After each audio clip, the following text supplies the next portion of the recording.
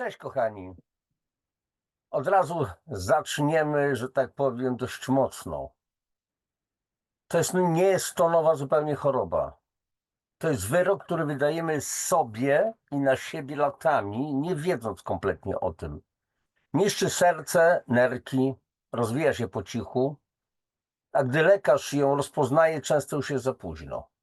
Nie boli, nie krzyczy, daje tylko sygnały, które większość z nas po prostu lekceważy, ignoruje po prostu.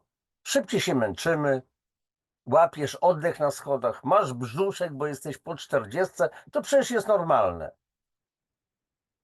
Mówią, że to nowa choroba.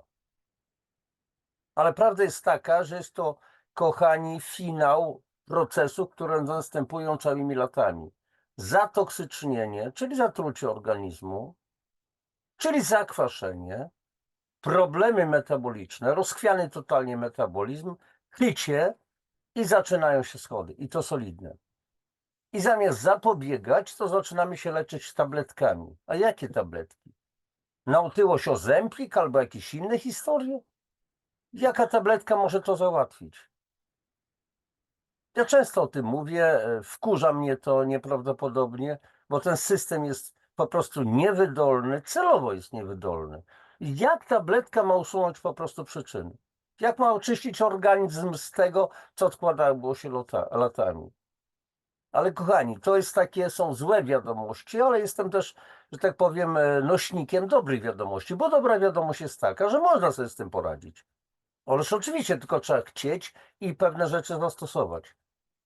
I dziś pokażę wam, czym jest ta nowa zupełnie choroba. Trafiłem na bardzo ciekawy artykuł fachowca wysokiej klasy profesjonalisty, ale z którym też będę polemizował, bo bardzo często polemizuję oczywiście. I to jest nowa choroba, która dotyka nie tylko pojedynczego człowieka, ale całych rodzin w tej chwili. Bo nawet jeżeli ktoś jeden choruje w rodzinie, to znaczy, że cała rodzina jest chora. Uzależniona od tego chorego.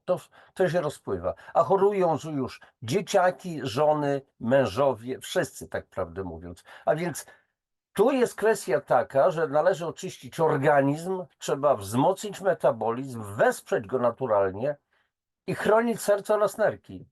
Dlatego po prostu zostańcie ze mną. No i teraz, kochani, witam Was jeszcze raz serdecznie, Janusz Dąbrowski. Na początek, jak zwykle, poproszę Was ewentualnie o subskrypcję, tych, którzy jeszcze tego kanału nie zasubskrybowali. Poproszę Was ewentualnie o łapki w górę, o poparcie, ewentualnie o wpisy. Co myślicie o tym wszystkim? Jak z tego po prostu wyjść? Zaraz będziemy ten temat rozwijać. Natomiast jeszcze chwilka dla takiego marketingu, dlatego że tutaj jest akurat eksponowana moja książka, czego mogłeś jeszcze nie wiedzieć o zakwaszeniu organizmu i skutecznym właśnie odchudzaniu.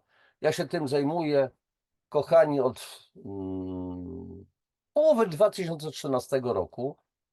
Stałem się takim nieformalnym troszeczkę ekspertem. Tak, mówię nieskromnie, stałem się takim ekspertem z tej dziedziny. Mamy program w Polsce opracowany przez czeskich lekarzy jeszcze w 2005 roku. Przewędrował ten program do Polski pod koniec 2012 roku. Pół roku później otrzymałem propozycję wejścia do tego programu i to robię bardzo skutecznie. Dla tych, którzy oczywiście chcą, wielu ludzi też dzwoni z różnych grup, po prostu, którzy się zajmują tym tematem. Udzielam informacji, jakichś konsultacji i tak dalej, bo ludzie tego po prostu potrzebują. Natomiast, tak jak powiedziałem, kochani, na chwilkę tylko udostępnię ekran, bo jest sprawa taka, gdzie ewentualnie tą książkę możecie zakupić, więc zapraszam Was ewentualnie na moją stronę internetową www.januszdabrowski.pl. Jest tu sklep, jak klikniecie sobie książki, to pokazuje się cała strona z książkami i ewentualnie będziecie, jeżeli zechcecie, oczywiście możecie po prostu ją sobie zamówić, a więc cały konglomerat. Jeżeli klikniecie na ikonkę tej właśnie książki, to macie konkretny opis, czego mogło się jeszcze nie wiedzieć o zakwaszeniu organizmu i tak dalej, i tak dalej. Więc jak widzicie, nie ma żadnego problemu, ale w tej chwili ja sobie wychodzę z tego, zatrzymuję udostępnienie Przyjąłem taki wariant, że będę właśnie się reklamował, bo to jest po prostu wiedza. To jest kilkadziesiąt lat mojej pracy i jeżeli chcecie ewentualnie niektórzy z Was w jakiś sposób wesprzeć mnie, wystarczy, że po prostu zamówicie jakąś książkę lub ewentualnie możecie postawić mi tak zwaną wirtualną kawę. Rzadko piję kawę, czasami zdarza się ze względów społecznych, ale teraz przechodzimy, kochani, już do tematu, więc jeszcze raz udostępnię, kochani, ekran i pokażę Wam bardzo ciekawy artykuł, który się ukazał. No właśnie, to jest taka świeżynka. Nakręcam tę audycję 1 stycznia 2026 roku, a więc pracuję. Nowy rok się zaczął, no ale trzeba po prostu popracować. Dlaczego nie? Artykuł był zamieszczony w MedOnet 20 grudnia 2025 roku. Autorką czy też dziennikarką, która robi wywiad, jest Aleksandra Bujas. Z kim, to później powiem. Oczywiście nowa choroba niszczy serce i nerki. Kardiolog. Diagnozujemy ją na etapie nieodwracalnych powikłań. Coraz częściej mówi się, że to nowa choroba, choć to nie do końca prawda. Pacjenci mogą bardzo długo nie zdawać sobie z niej sprawy. Sądzą, że mają tak od dawna, albo że to normalne w tym wieku lub przy tej tuszy. Pacjent tego nie odczuwa jako choroby, jedynie szybciej się męczy, odpoczywa po wejściu na drugie piętro. Tymczasem zespół sercowo-nerkowo-metaboliczny jest już w pełni rozwinięty.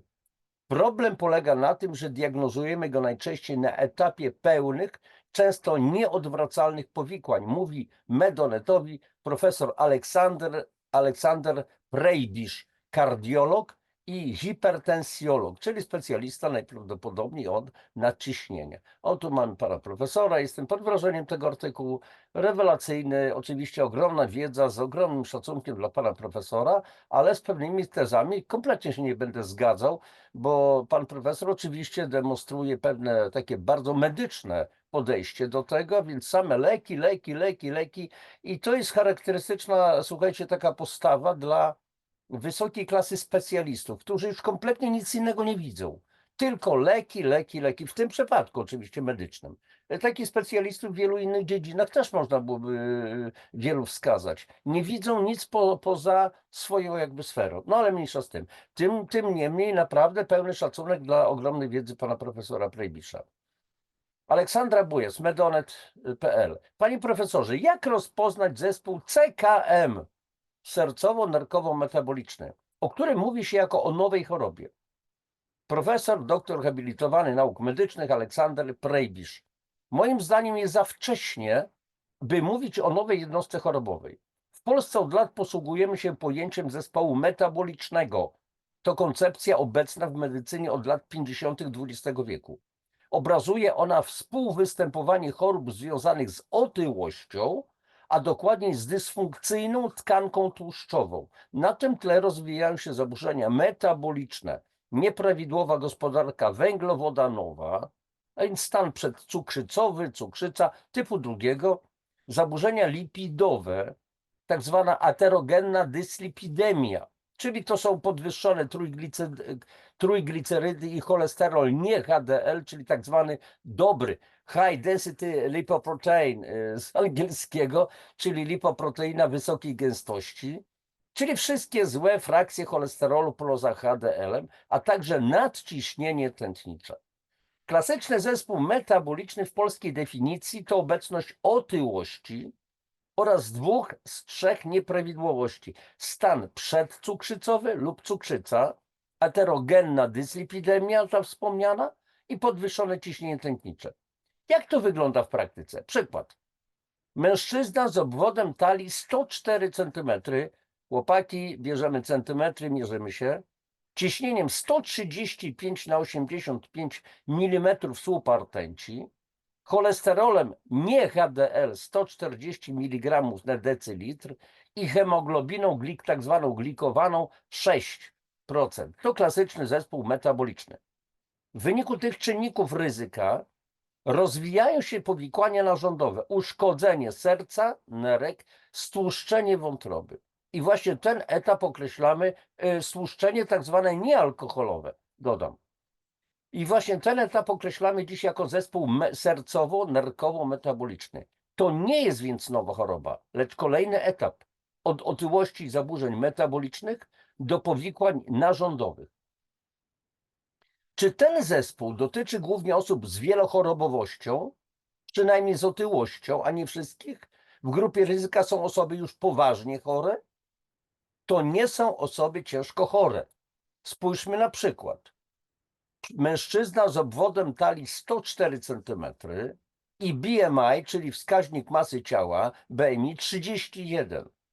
To już jest otyłość brzuszna, bo przekracza 102 cm, a BMI powyżej 30.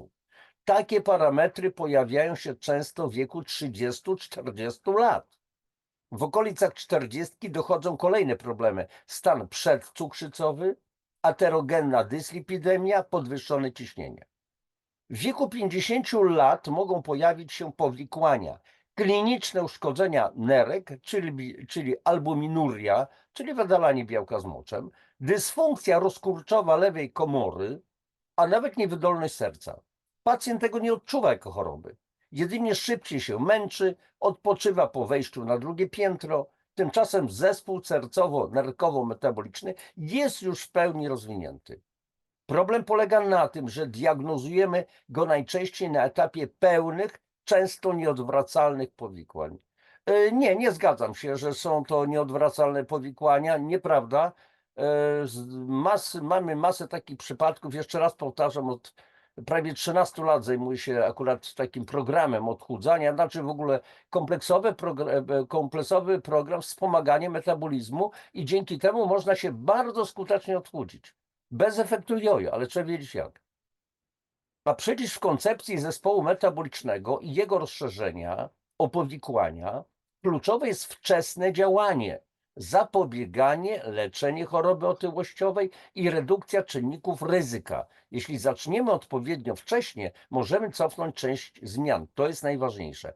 Jeżeli zaczniemy odpowiednio wcześnie, dobrze, czy to znaczy, kochani, że osoby już otyłe są skazane zupełnie, bo już jest tak duża otyłość, że się nic nie da zrobić? Nie, nieprawda. Znam przypadki ludzi, którzy potrafili zgubić, że tak powiem, pozbyć się ponad 50 kg. Oczywiście to się nie odbyło w przeciągu miesiąca czy dwóch. Generalnie tempo chudnięcia, takie typowe, bezpieczne, to jest 2,5, 3, czasami 4 kg. Znam przypadki, gdzie ludzie tracili w ciągu jednego miesiąca 13 kg, ale to było pozbycie się nadmiaru już niepotrzebnej wody. Oto są, słuchajcie, no, trzeba byłoby znowu tłumaczyć, o co chodzi. Ja w wielu audycjach przecież o tym mówię. Jest audycja na jednej z moich playlist o odchudzaniu. Nadwaga i odchudzanie, więc są tam po prostu audycje, gdzie ja mówię, co należy po prostu zrobić. Link ewentualnie do takiej audycji też myślę, że zamieszczę w opisie tej mojej audycji obecnej. Na jakim etapie chorób metabolicznych, w tym otyłości, warto włączyć badania serca i nerek, aby wcześniej wykryć pacjentów zagrożonych powikłaniami? Najważniejsze jest ocenienie 4 podstawowych czynników ryzyka: masy ciała, obwodu talii, poziomu cholesterolu, glikemii oraz ciśnienia tętniczego. Każdy z nas powinien znać swoje wartości. Na tej podstawie lekarz decyduje, czy potrzebne są dalsze badania. To nie jest coś, co zlecamy sobie sami. I tu znowu polemika. Słuchajcie, dlatego że jestem też praktykiem i teoretykiem. Pan profesor akurat nie zna tego, co ja znam. Metodę opracowany jeszcze raz przez czeskich lekarzy. Jeżeli w domu będziecie mierzyć sobie pomiar pH porannego moczu, jeżeli na przykład zaopatrzycie się w analizator składu ciała, ewentualnie pójdziecie do jakiegoś klubu fitness i poprosicie o analizę składu ciała i określicie swoje BMI, zawartość procentową tłuszczu całkowitego, tłuszczu trzewnego. Waga nie jest wcale najważniejsza. Oczywiście obwody można sobie po prostu pomierzyć i tak dalej. Zawartość tłuszczu wewnętrznego, czyli tak zwanego trzewnego, czyli inaczej visceralnego, gdzie ten pomiar jest clue, tak prawdę mówiąc. 2 w zasadzie czynniki. Pomiar pH porannego moczu czy jesteśmy zakwaszeni i jak bardzo. I drugi pomiar, wartość tłuszczu, wielkość tłuszczu wewnętrznego. Ważny też jest poziom z kolei zawartość mięśni szkieletowych, bo jeżeli jest bardzo niski w stosunku do poziomu tłuszczu całkowitego, to znaczy, że już jest po prostu poważny problem. I my to możemy w domu zrobić bez żadnego problemu. Tu przy okazji będę reklamował, bo powstała taka grupa Odnowa 365. W tej chwili jest nawet strona i na Facebooku profil i kochani na YouTubie Odnowa 365 i tam akurat ludzie bardzo sensownie mówią na ten na temat w ogóle odchudzania. W postępowaniu z zespołem metabolicznym, zespołem sercowo-nerkowo-metabolicznym czy chorobą otyłościową kluczowy jest styl życia. Zgadza się. Możemy zrobić naprawdę wiele sami, dlatego powstała koncepcja 10 dla serca w ramach Narodowego Programu Chorób Układu Krążenia. To jest 10 obszarów ryzyka chorób serca, które pokrywają się z czynnikami ryzyka chorób sercowo-metabolicznych. 4 z nich już wymieniliśmy. Ciśnienie. A dlaczego mamy nadciśnienie?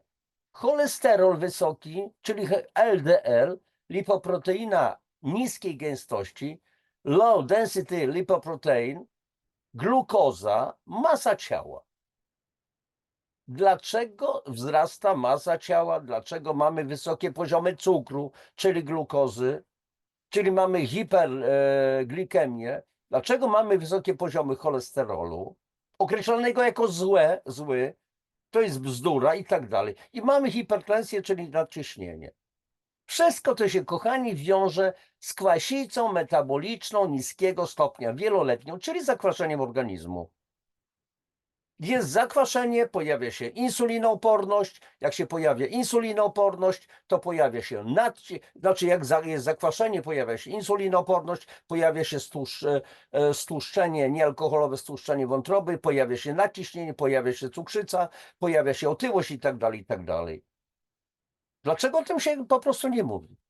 Pozostałe 6 to elementy stylu życia. Nie palenie, nie picie alkoholu, zdrowe odżywianie. A co to znaczy zdrowe odżywianie? Regularna aktywność fizyczna, zdrowy sen, redukcja stresu. A jak redukować stres? Kto nas tego uczy? Przestrzeganie tych zasad wystarczy, aby zatrzymać postępy choroby? Na każdym etapie życia warto o tym pamiętać. Jeśli zaczniemy interesować się swoim stylem życia, możemy zrobić ogromną różnicę. Problem w Polsce polega na tym, że za mało wierzymy w swoją sprawczość. Nie doceniamy, jak wiele możemy osiągnąć, zmieniając codzienne nawyki. Panie profesorze, ręka, oczywiście ma pan rację. Niezależnie od wieku i masy ciała, zwiększenie aktywności fizycznej przedłuża życie. I nie chodzi o to, aby od razu przebiec maraton. Wystarczy zacząć od prostych kroków, dosłownie. Liczymy je stopniowo, zwiększajmy ich liczbę każdego tygodnia. Słuchajcie, ja wielokrotnie na szkoleniach mówię, że 5 minut. Czy masz 5 minut? O której wstajesz? No o 6. A możesz obudzić się o 5:55? No ale ciężko. No i żeby w ogóle coś zmienić w swoim życiu, to trzeba coś zmienić w swoim życiu. Jeżeli nic nie zmienisz, to nie żądaj od lekarza skutecznej pomocy. Nie ma siły. To my sami odpowiadamy za własne zdrowie. Ja wiele razy powtarzam. Słuchajcie, ja też popełniam grzeszki. W wielu rzeczach nie różnię się od wielu z was, że tak powiem. Natomiast staram się oczywiście po prostu dbać, nie przesadzać z tymi grzeszkami. Staram się ćwiczyć. Regularnie zasilam swój organizm suplementami diety bardzo wysokiej jakości. Dzień w dzień, tak prawdę mówiąc, wielu ludzi mówi, że właśnie 2 stycznia kończy 72 lata, 2026 roku. Wielu ludzi mówi, że nie widać tego po prostu po mnie, że mam 72 lata. Może i nie, no, chciałbym być bardziej sprawny, bardziej zadbać o po prostu to swoje zdrowie i tak dalej, no ale życie jest życiem. Natomiast coś trzeba dla siebie robić, dzień w dzień. Jakie objawy powinny nas zaniepokoić? Nie każdy z nadwagą czy otyłością uważa się za osobę w grupie ryzyka. Więc co jest tą prawdziwą czerwoną flagą? W przypadku choroby otyłościowej trudno czasem odróżnić, co jest objawem niewydolności serca, a co skutkiem braku aktywności i noszenia nadmiernych kilogramów. To tak jakby szczupła osoba nagle zaczęła nosić 10-20 kg dodatkowego ciężaru. Nie jest to łatwe. Kochani, to jest przykład. Jeżeli ktoś, załóżmy, ja mam 1,78 m wzrostu, więc powinienem ważyć gdzieś około, załóżmy, 80 kg. Natomiast oczywiście to dotyczy tych przeciętnych ludzi, którzy na przykład nie trenują, nie zajmują się aktywnie sportem i tak dalej, bo może być człowiek, który waży na przykład w stosunku do swego wzrostu 100 kg, a więc załóż 1,78 m i 100 kg, ale on jest po prostu umieśniony potężnie, ma bardzo mało tkanki tłuszczowej, potężne mięśnie i te mięśnie budują mu to wagę, więc waga nie jest najważniejsza. Tak jak mówiłem wcześniej, jest ważny dla przeciętnego człowieka, niekoniecznie sportowca, BMI, czyli Body Mass Index, wskaźnik masy ciała, poziom tłuszczu całkowitego, poziom tłuszczu tak zwanego wewnętrznego, czyli trzewnego, czyli inaczej visceralnego, wskaźnik ilości mięśni szkieletowych, to się wszystko da zmierzyć i mierzone jest pH porannego moczu, które pokazuje, na jakim poziomie zakwaszenia my jesteśmy. To jest bardzo ważne. I teraz, jeżeli przeciętny człowiek, ten 1,78 m waży 100 kg, a powinien ważyć 80, załóżmy, to znaczy, że on nosi 24 godziny na dobę, 3600 sekund w ciągu, dobrze liczę?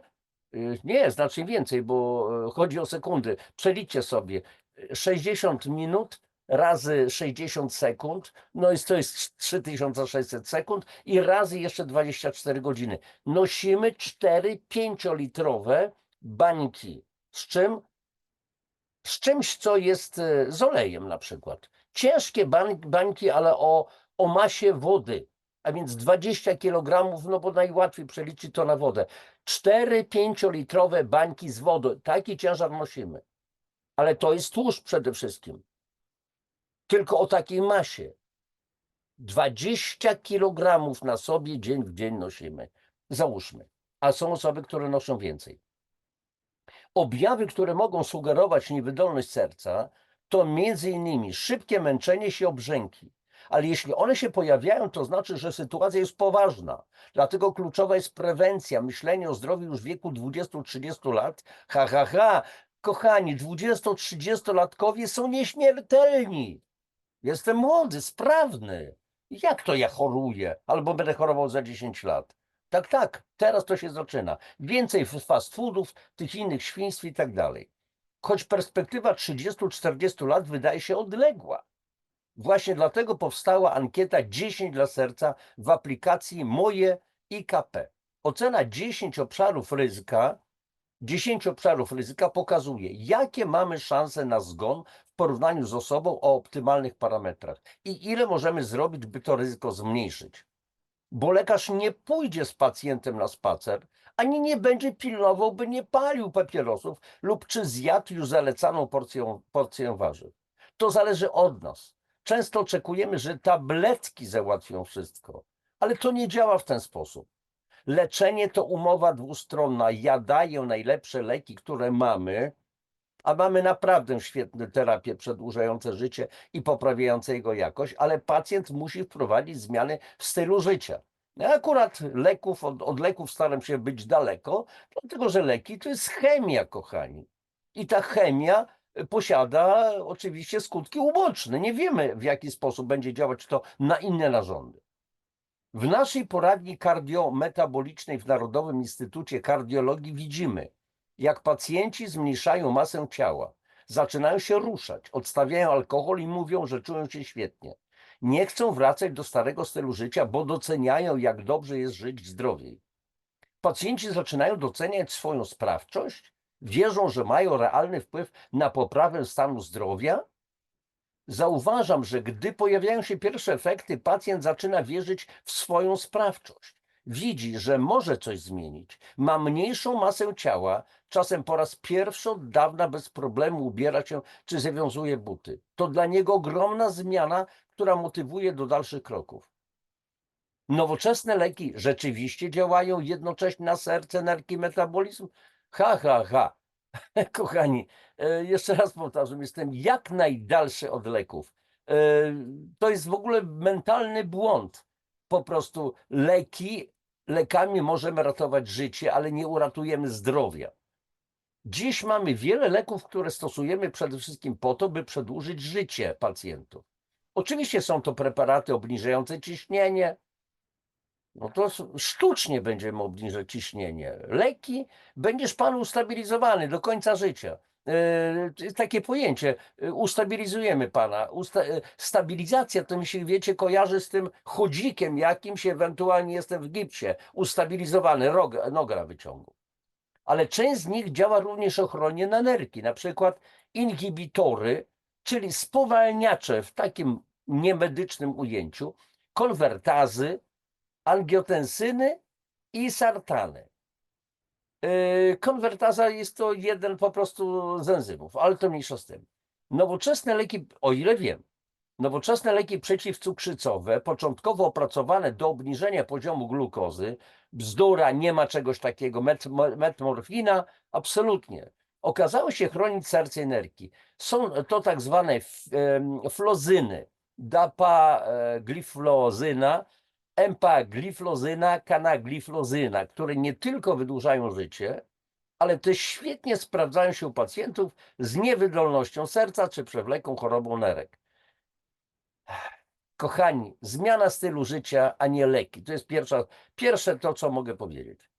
Działają wielotorowo, wpisują się w koncepcję zespołu sercowo-nerkowo-metabolicznego. Mają zarejestrowane wskazania zarówno w leczeniu powikłań, jak i w profilaktyce u osób z cukrzycą, zanim dojdzie do uszkodzeń narządowych. Kochani, od razu wam powiem, że wszystko jest możliwe. Na bazie tej mojej wieloletniej pracy z tą kuracją wspomagającą metaboliczną i tysięcy ludzi, którzy w Polsce już się tym zajmują, oceniam, że jakieś, nie wiem, około 100-120 tysięcy ludzi skorzystało, może więcej nawet, z tego wspomagania metabolicznego. Mamy potężne możliwości po prostu rewitalizacji organizmu. Więc tylko trzeba dać mu szansę. Nową grupą leków, leki, są leki inkretynowe. To leki nie tylko stosowane w cukrzycy, ale także przede wszystkim w leczeniu choroby otyłościowej. Dodatkowo leki te, śmieję się kochani, bo leczenie otyłości lekiem to jest dla mnie chore. Dodatkowe leki te obniżają ciśnienie, zmniejszają nasilenie stanu zapalnego i wspierają pracę serca oraz statyny. Bezpieczne, skuteczne w obniżaniu cholesterolu i przedłużające życie. A dlaczego pojawiają się nadmiary cholesterolu? Bardzo często o tym mówię. Jeżeli, słuchajcie, organizm nie ma, znaczy ma niedobór witaminy C, kwasów tłuszczowych omega-3, wielu minerałów, w tym przede wszystkim krzemu, witaminy A, witaminy E. Co się dzieje z naczyniami krwionośnymi? Z czego te naczynia są zbudowane? Z czego zbudowany jest cały nasz organizm? Przede wszystkim, kochani, z podstawowego składnika kolagenu. Jeżeli jest za mało, nie ma z czego tego kolagenu wyprodukować, to co się dzieje z tymi naczyniami? Po pewnym czasie one, wiecie, zaczynają pardzieć jak wąż ogrodowy, jak stara opola, tak prawdę mówiąc. Użytkowana zbyt długo, po prostu nie dbamy o siebie. I co? Pojawiają się mikropęknięcia w naczyniach krwionośnych. To wątroba zwiększa produkcję LDL cholesterolu, czyli lipoproteiny niskiej gęstości, żeby pozałatać jak cekolem, jak gipsem te mikropęknięcia. Ale z drugiej strony nie jest ten LDL cholesterol zły kompletnie, to jest pojęcie chore. Zły cholesterol, z cholesterolu się składamy, nasze komórki, błony komórkowe składają się z cholesterolu, mózg składa się z cholesterolu, ale on się zaczyna utleniać. A dlaczego się utlenia? Dlatego, że nie mamy odpowiedniego zabezpieczenia przed wolnymi rodnikami w postaci antyoksydantów, czyli nie ma witaminy C, nie ma witaminy A, nie witaminy E, nie ma koenzymu Q10 i całego szeregu antocyjanów na przykład, bioflawonoidów generalnie. Bo co my jemy? My jemy fast foody, przetworzone produkty do jedzenia, których nie możemy nazwać żywnością, posiłkami. Kompletnie nie można tego nazwać pokarmem. Więc w związku z tym to jest błędne koło. I teraz mamy to załatwiać po prostu lekami. No ale dlatego to jest takie typowe medyczne podejście. Dysponujemy więc szerokim, wracam do pana profesora, dysponujemy więc szerokim wachlarzem terapii, które u pacjentów z zespołem sercowo-nerkowo-metabolicznym poprawiają rokowania i jakość życia. Ale najlepiej działa profilaktyka. Na czym polega profilaktyka w tym ujęciu medycznym? Jeśli w porę zaczniemy leczyć otyłość i zmieniać styl życia. O, zmieniać styl życia tak, ale leczenie to jest profilaktyka? Profilaktyka prawdziwa polega na tym, żeby nie dopuścić do problemu zdrowotnego. A więc możemy w ogóle nie dojść do etapu, w którym potrzebne będą leki. Zaraz. Jeżeli w porę zaczniemy leczyć otyłość, to nie będą potrzebne leki, no ale wcześniej była mowa o tym, żeby jednak stosować leki. Nie, no wiecie o co chodzi, czepialski jest. Czy w przypadku tych nowoczesnych leków nie ma ryzyka, o którym pacjenci często wspominają, że pomagają na jedno, ale przy tym szkodzą innemu narządowi? Polscy pacjenci najczęściej obawiają się o żołądek i wątrobę. To dwa narządy, które uznają za najbardziej narażone. Tymczasem nowoczesne leki nie uszkadzają tych organów. Co więcej, niektóre preparaty stosowane w leczeniu nadciśnienia mają profil działań niepożądanych lepszy niż placebo. Co? Profil działań niepożądanych lepszy niż placebo? W badaniach z podwójna ślepa próba tak zwana, działania niepożądane występują rzadziej u osób przyjmujących lek niż niż u tych, które dostają placebo. Nie wiem, co to są za badania, jeżeli takie coś po prostu występuje. Podobnie w przypadku statyn, o których krąży wiele mitów. Gdy pacjent nie wie, czy przyjmuje statynę, czy placebo, większość zgłaszanych działań niepożądanych pojawia się z taką samą częstotliwością w obu grupach. To pokazuje, że obawy są często nieuzasadnione. Panie profesorze, przykro mi, ale tutaj nie ma zgody z panem. Typowe medyczne pojęcie. Statyny są cacy, tak? Nie, statyny są B. Czy fakt, że coraz częściej mówi się o tych zespołach, oznacza, że choroby cywilizacyjne wymykają się spod kontroli? A może wręcz przeciwnie, to znak, że lepiej nad nimi panujemy i tutaj nie wytrzymam. Kochani, mamy w tej chwili ponad 70 chorób, które określamy jako cywilizacyjne. Ponad 70 chorób. Często w moich audycjach o tym mówię. I co?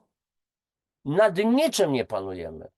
Nadciśnienie, miażdżyca, nowotwory, RZS, dyslipidemia, nietrzymanie moczu, policystyczne jajniki, dna moczanowa, cukrzyca typu 1, u małych dzieci już w tej chwili coraz częściej, alergie, astma, autyzm i tak dalej. Kto nad tym dzisiaj panuje? Bez przesady.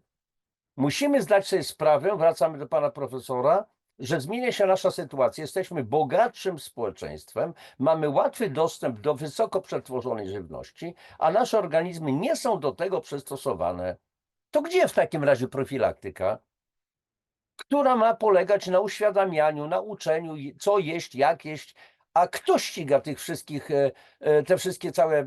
ten cały przemysł spożywczy, który pozwala sobie na produkcję chłamu żywnościowego. Nasza ewolucja zatrzymała się na etapie myśliwego zbieracza. To jedna z przyczyn, dla których zmienia się krajobraz czynników ryzyka.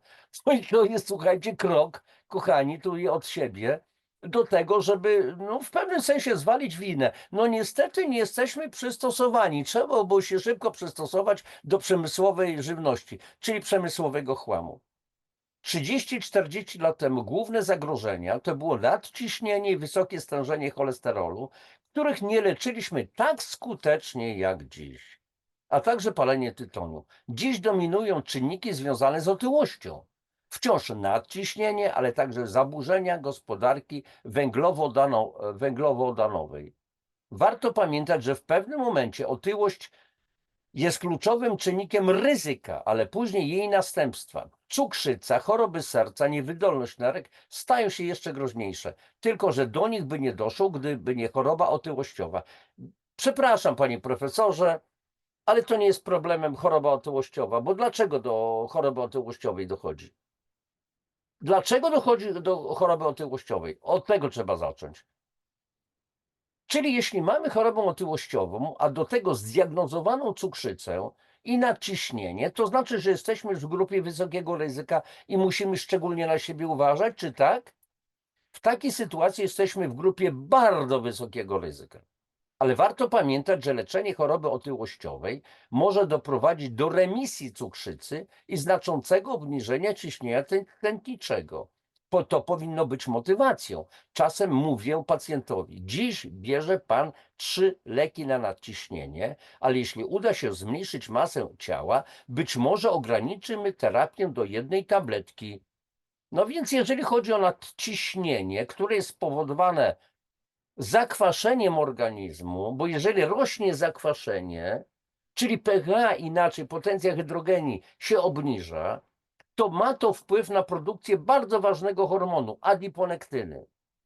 A więc rośnie zakwaszenie, czyli obniża się pH inaczej, zmniejsza się produkcja, wytwarzanie adiponektyny.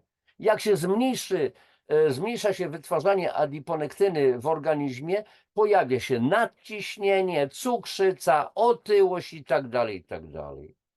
Jak zaczynamy likwidować zakwaszenie, czyli nasze pH rośnie do poziomu 7,4, 3-4 miesiące pozbywamy się, zmniejszamy po prostu nadciśnienie, ograniczamy ilość leków aż do zera, praktycznie pod kontrolą oczywiście lekarza. Opanowujemy cukrzycę, opanowujemy otyłość i sprawa załatwiona. I te wszystkie problemy metaboliczne. I to już działa na wyobraźnię, działa, bo widać wyraźny związek przyczynowo-skutkowy. Gdy pokażemy pacjentowi jego wyniki sprzed okresu zmniejszenia masy ciała, a potem po redukcji, różnica jest oczywista. Lepsza kontrola ciśnienia, spadek stężenia glukozy, efekt jest widoczny i co najważniejsze, poprawia się samopoczucie. Tylko bierz, kochany, leki. Oczywiście z NFZ-u, NFZ zapłaci, czyli kto zapłaci? My. Ja jako wieloletni emeryt też płacę składki oczywiście na NFZ, składkę zdrowotną i nie chodzę od wielu, wielu lat, od kilkudziesięciu lat do lekarza. Kompletnie. Więc moje składki są przeznaczane na tych, którzy mają problem. Często powtarzam, medycyna dowiezie nas do 80, ale w jakim stylu przekroczymy tę granicę, zależy od nas, prawda? Ale jeśli będziemy aktywni, będziemy dbać o zdrowy styl życia, przejdziemy, a nawet przebiegniemy ją w świetnej formie. Jeśli nie, życie będzie miało znacznie gorszą jakość. Zgadza się, bo niektórzy mówią czasami u mnie na szkoleniach, które prowadziłem, bardzo niemądrzy ludzie, ale proszę pana, na coś to trzeba umrzeć. No więc ja pytam, mówię, a chciałby pan umierać w niewygodnej pozycji? Zaraz, nie rozumiem. W jakiej niewygodnej pozycji? Mówię, na raka. Kochani, zbitka słów, tak? Bo wkurzają mnie tacy ludzie, którzy, przepraszam, powiem brutalnie, chrzanią głupoty, bo nie ma pojęcia, nie ma żadnego doświadczenia z tym, jak ludzie nieraz umierają. Umierają w hospicjach przez 2-3 lata dosłownie, z odleżynami, oddają mocz, oddają kał pod siebie, otoczenie ma z nimi krzyż pański, tak prawdę mówiąc. Taka jest prawda. Najbliżsi mają dość, bo nie wytrzymują po prostu. A więc liczy się też jakość odchodzenia, jakość śmierci. Chodziłem, byłem sprawny, położyłem się, następnego dnia zostało tylko moje ciało. To jest ewentualnie odchodzenie. Bez cierpienia, bez bólu, bez różnych tego typu historii. Jakość odchodzenia. I to byłoby, kochani, na tyle. Tutaj akurat w opisie audycji będzie oczywiście link do tej audycji, więc tutaj poczytacie sobie na temat profesora Aleksandra Preybisza. Jeszcze raz powtarzam, z najwyższym szacunkiem dla jego wiedzy i tak dalej, ale to nie oznacza, że muszę się z nim, kochani, ze wszystkim zgadzać. Jeszcze raz powtarzam, jak widzicie, no dość emocjonalna następna audycja. No jestem emocjonistą, wkurzają mnie czasami pewne rzeczy, nielogiczności. Nasze zdrowie to jest nasze zdrowie, kochani. To my mamy się nim zająć. I teraz wszystko zależy praktycznie od nas. Jeżeli będziemy uważać, liczyć tylko na lekarza, no to będzie bieda. No to może w takim razie, jeżeli ja nie umiem sobie ugotować zupy, posiłku przygotować i moja żona ewentualnie, czy moja partnerka nie umie, może będziemy zwalać się, to mamy chodzić codziennie do restauracji, płacić na przykład za obiad skromnie 50-70 zł za jeden obiadek, tak? Mamy to zwalić na innych, na restaurację? A tu nie chodzi o restaurację. Tu chodzi o nasze zdrowie, chodzi o nasze życie. Każdy ma potężną moc sprawczą, trzeba tylko chcieć. Czy leki, jeszcze raz powtórzę, czy leki mogą po prostu wspomóc nasze zdrowie? Ja rozumiem w sytuacjach awaryjnych, leki, jeszcze raz powtarzam, ratują życie, ale nie uratują nam zdrowia. Trzeba to sobie wybić z głowy, tak prawdę mówiąc. Jedyna rzecz to zmiana naszego stylu życia. Pod każdym względem. Jeżeli to zmienimy, to będzie wszystko dobrze. Naszym podstawowym obciążeniem dzisiaj, kochani, to jest zakwaszenie organizmu. Coś, co w medycynie oficjalnej nie funkcjonuje, nie jest znane i się to traktuje jako wielką bzdurę. Ja z kilkoma lekarzami wpadałem w polemiki, ale znam osobiście też kilku lekarzy w Polsce, osobiście, którzy mówią, no zresztą o istnieniu zakwaszenia, zresztą cytuję ich w moich książkach. Kochani, no tutaj akurat w tej mojej książce, o tu, o właśnie, są cytaty z lekarzy. Proszę bardzo. Ostatnio czytałem, więc jeszcze raz nawet. W codziennej praktyce szpitalnej najczęściej spotykamy się z przypadkiem ostrej kwasicy, która towarzyszy pewnym stanom klinicznym, jak na przykład kwasica metaboliczna w ostrej biegunce czy w cukrzycy. Jednak znacznie częstszym, a niedocenianym zjawiskiem jest przewlekła kwasica spowodowana niewłaściwą dietą, brakiem ruchu, nadmiarem stresu. Osoby dotknięte tym problemem często nie zdają sobie sprawy z powagi sytuacji. W wyniku przewlekłego zakwaszenia dochodzi do zmniejszenia gęstości kości, czyli osteoporozy i zmniejszenia masy mięśniowej.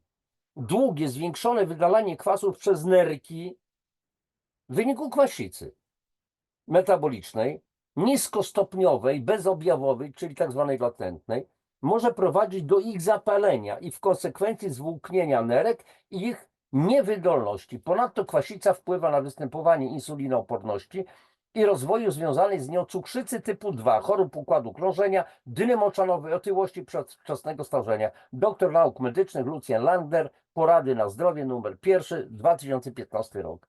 A więc mamy coś dalej. Nie wiem, czy tu szybko znajdę, ale postaram się.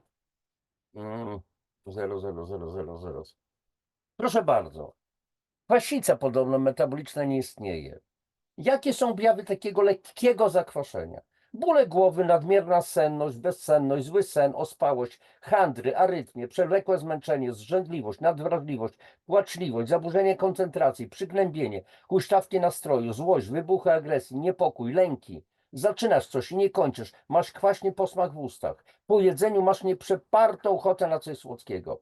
A więc coś, co najczęściej kładziemy na karb przepracowania, pośpiechu, stresu, co zresztą wtórnie także prowadzi do zakwaszenia. Często taki pacjent po przeprowadzeniu licznych badań, które nierzadko są w normie, kierowany jest do psychiatry. Doktor nauk medycznych Danuta Myłek. Fragment książki Od lekarza do kucharza. Wszystko w temacie. Kochani, choroba otyłościowa nie jest wyrokiem. Choroby otyłościowej można się pozbyć, tylko po prostu trzeba zastosować pewne procedury. Trzeba zacząć przede wszystkim od odkwaszenia organizmu. Tego, co podobno nie istnieje. Sprawa załatwiona. Jeżeli ktoś z Was będzie chciał, ja służę wiedzą. Możecie do mnie pisać. zawsze w opisie audycji podaję kontakt do mnie, czyli mój adres mailowy, możecie pisać. Wszystko jest podane na tacy. Jest masa moich audycji, są playlisty. I w tych playlistach często mówię w jaki sposób. Nie mówię czym, bo trzeba po prostu bezpośrednio porozmawiać, bo ja muszę znać sytuację indywidualną każdej osoby, która może być tym zainteresowana. I możemy rozmawiać bez żadnych zobowiązań. Nie będziecie płacić, nie wiem, 200-300 zł za godzinną rozmowę. Po prostu porozmawiamy, czy najpierw się wymienimy mailami, a później możemy się wymienić numerami telefonów i ewentualnie rozmawiać bardzo konkretnie. I wtedy może się znajdzie rozwiązanie. I to byłoby na tyle, kochani. Jeszcze raz dziękuję Wam, że jesteście. Rozpoczęliśmy nowy rok 2026. Namawiam do Was do optymizmu, mimo tych ciężkich tematów, ale ciągle powtarzam, że są złe wiadomości i dobre wiadomości. Dobre wiadomości są takie, że możemy sobie ze wszystkim poradzić. Więc głowa do góry, piersi do przodu, klata, sprawa załatwiona. Kto nam co zrobi? Strach ma się bać nas, a nie my stracha. Życzę Wam wszelkiego dobra, zdrowia przede wszystkim oczywiście. Nie mówię, że pełnego zdrowia, bo nie może być pełnego zdrowia. To znaczy, jak jest pełne zdrowie, to znaczy częściowo zdrowie może w 90% zdrowy, no to znaczy, że chory. Jest albo zdrowie, albo nie ma zdrowia. Koniec, kropka. Więc życzę Wam po prostu zdrowia, optymizmu, wielu życiowych radości, tej wielkiej wiary w to, że potraficie. Wiele lat temu, w bardzo trudnej dla mnie sytuacji, kiedy byłem na rozdrożu, wrzuciłem do wszechświata prośbę, pytanie, co mam dalej robić. Cały dzień czekałem aż do późnego wieczora i pojawiło się. Ufaj i miej nadzieję. To wiara nas prowadzi. A więc wierzcie w swoją moc sprawczą. Ale też myślcie pozytywnie, bo im więcej mamy czarnych myśli, nędznych myśli, to do siebie to sprowadzamy. Stwarzamy to, co sobie myślimy. A więc stwarzajcie przepiękny swój świat. Kochani, stwarzajcie niebo, a nie piekło. Trzymajcie się. Wszystkiego dobrego jeszcze raz. Popatki. Do następnego zobaczenia.